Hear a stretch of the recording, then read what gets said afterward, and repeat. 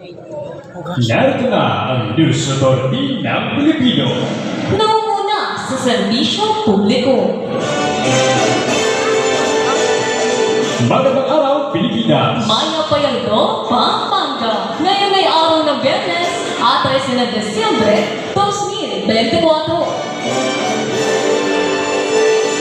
Live mula rito sa masaysayang bayan ng Cubao, ako si Jennifer Ramilo. At ako naman, si Shika Salangsang, ang inyong kasama sa mas malawak At mas pinalakas na pagbabantay dito lang sa Radyo Pampanga.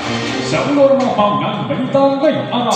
mga lalabag sa poguban sa bansa ngayong 2025, pinagandaan na ng pamahalaan. Batas para sa mental health at well-being ng mga estudyante at kaguluhan, pirmado na ni Pangulong Marcos. South Korean President Yoon nanindigan tama ang desisyon niyang nagpatupad ng martial law sa kanilang bansa. Dahil siya, pinangunatan ng Northport para mapanatili ang win streak sa PBA. Narito na ang detalye ng mga balita.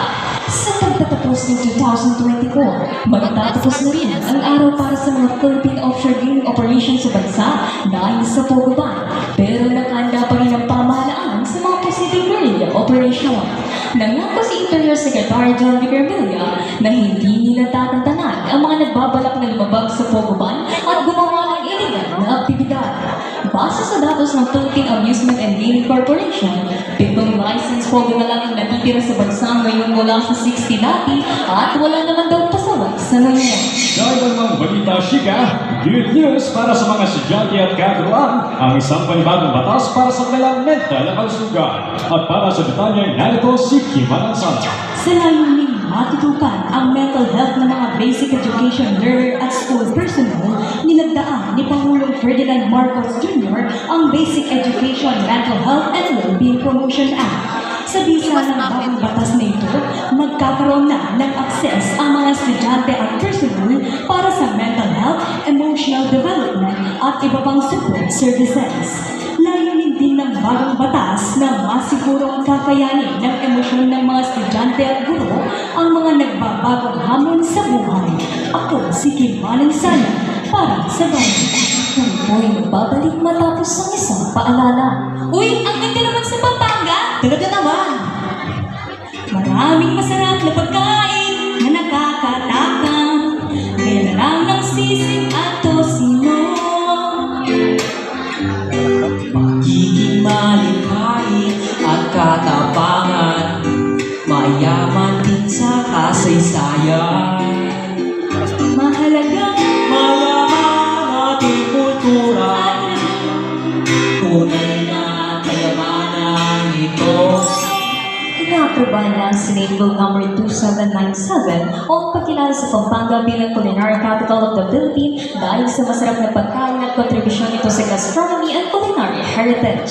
Kaya tipong marabulbong napampangan ko. Ang mensaheng tuwid sa inyo, naghimpila ito. At sa pagpapatuloy ng ating balitaan, matapos ang 4 na dekada muling nagdegrada ng martial law sa South Korea na ikinagulat ng marami. At para sa detalye, narito si Yan Rivera. Sa gitna ng issue ng impeachment bill, nananatiling matatag si South Korean President Yoon Suk-yeol na ipaglalaban niya ang kanyang ginawang pagdeklara ng martial law December 3 hanggang 4. Gayunpaman, humingi pa rin ang tawad si President Yoon sa mga South Korean na di na nasurpresa sa kanyang naging desisyon sa martial law na tumagal lamang ng 6 na oras. Sa kasalukuyan, hindi pwedeng mabas ng bansa si Yoon dahil sa sinasagawang investigasyon sa kanya para sa kasong pagtataksil sa bayan dahil sa naturang pagpas militar. Ako si Yan Rivera para sa bayan. At para sa balita pampalabasa, kahit ang nataklan sa uling minuto ng laro, pinangunan ni Joshua Munso ng Northport ang kanilang pupunan upang mapanatilang 5 sunod na panalo sa PBA Season 49 Commissioner Cup sa score na 108-101 kontra Converge noong Webes. Nagambag sa Munso ng 30 points para mabatay si Cannon Jack kumarada ng 32 points patungo sa tagumpay ng kanilang pupunan. Sa panalo ito ng Bantang Pierre, naging mapahituloy ang debut ng 2024 First Overall Fitness si Justin Baltasar at ang career high ni Jordan Henry sa PBA.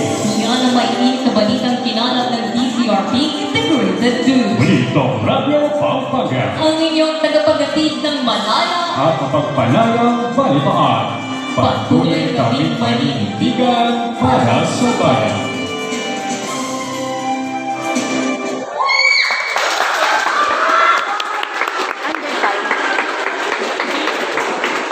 my God.